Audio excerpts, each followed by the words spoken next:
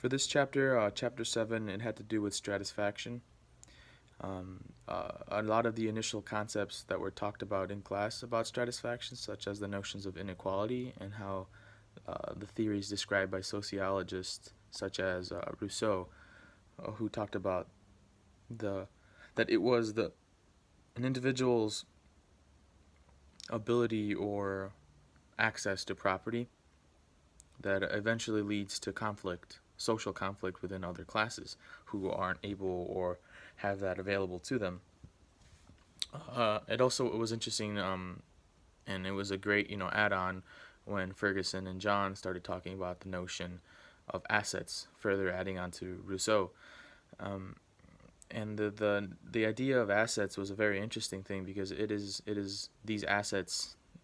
that provide incentive for people in classes to move up. And they also go into talking about how just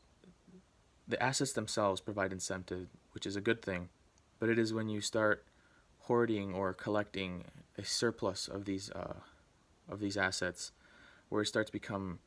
a problem, causing a halt or making it harder for other people to get into, let's say, the middle class, and keeping people below them. Malthus' concept of that society would eventually, starve because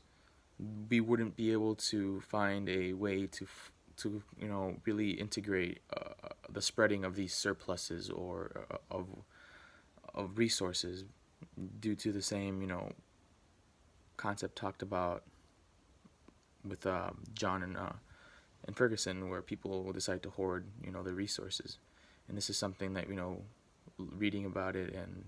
learning about it, that ideally people learn from it, and maybe we can move forward and actually prove them wrong and create a better society.